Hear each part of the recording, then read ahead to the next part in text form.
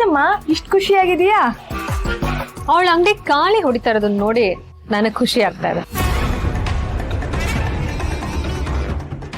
ನಿನ್ ವಿರುದ್ಧನೇ ಕತ್ತಿ ಮಸೀತಾ ಇದ್ಲು. ಅವಳ ಅಂಗಡಿಗೆ ಯಾರು ಬರ್ಬಾರ್ದು, ನುಣ ಹೊಡಿತಾ ಕುತ್ಕೋಬೇಕು. ಹಾಗಂತ ಹೇಳ್ಬಿಡಿ ಚಿಕ್ಕತ್ತೆ. ಯಾಕಮ್ಮ? ಅದು ಅವಳ ಅಂಗಡಿ ಅಲ್ಲ, ನಮ್ಮ ಮನೆ. ಅಲ್ಲಿ ನೋಣ ಹುಳ ಎಲ್ಲ ಬರಲ್ಲ. ಹೌದೌದು, ಕರೆಕ್ಟಾಗಿ ಹೇಳ್ದೆ. ಎಲ್ಲ ನೀಟಾಗಿರುತ್ತೆ.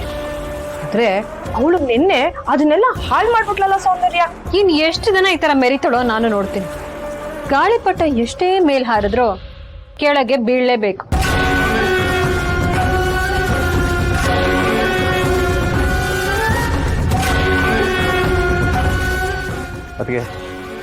ಅಲ್ಲಪ್ಪ, ನಿನ್ನೆ ಹೋಗಿ ಅವಳ ಅಂಗಡಿನ ಎತ್ತಂಗಡಿ ಮಾಡ್ಸು ಅಂತ ಹೇಳಿದ್ರೆ ನೀನು ಹೀರೋ ತರ ಬಿಲ್ಡಪ್ ಕೊಟ್ಕೊಂಡು ಹೋದೆ. ಅಲ್ಲೋಗ ಏನ್ ಮಾಡ್ದೆ? ಅವಳ ಕೈಯಿಂದ ನೀನ್ ಸ್ವೀಟ್ ತಿಂದೆ, ನಿನ್ ಕೈಯಿಂದ ಅವಳು ಸ್ವೀಟ್ ತಿನ್ನಿಸ್ದೆ. ಅಷ್ಟೇ ನಿನ್ ಕೈಯಲ್ಲಿ ಮಾಡಕ್ಕಾಗಿದ್ದು. ಸಾರಿ ಅತ್ಯ, ಅವ್ರನ್ನ ಜಾಗದಿಂದ ಖಾಲಿ ಮಾಡ್ಸಕ್ ಆಗ್ಲಿಲ್ಲ. ನನಗೆ ಐ ಮೀನ್ ಅಂಗಡಿನ ಎತ್ಸಕ್ ಆಗ್ಲಿಲ್ಲ. ಹಾಗಂತ ನಾನು ದೀಪ ಅವ್ರ ಪರವಾಗಿದ್ದೀನಿ ಅಂತ ಅನ್ಕೋಬೇಡಿ. ಅವ್ರು ನನ್ನ ಮಾತು ಕೇಳ್ತಿಲ್ಲ. ಇಟ್ಸ್ ಓಕೆ ಚಿರು, ಪರವಾಗಿಲ್ಲ. ನಾನೇನ್ ನಿನ್ ಮೇಲೆ ಬೇಜಾರು ಮಾಡ್ಕೊಳಲ್ಲ, ನಿನ್ನ ಮಿಸ್ಟೇಕು ಮಾಡ್ಕೊಳಲ್ಲ. ಆದ್ರೆ ಪಾಪ ನಿನ್ನೆ ಅಷ್ಟೊಂದು ಬೆರ್ತೋಳು, ಇವತ್ತು ಅವಳ ಪರಿಸ್ಥಿತಿ ಏನಾಗಿದೆ ನೋಡು.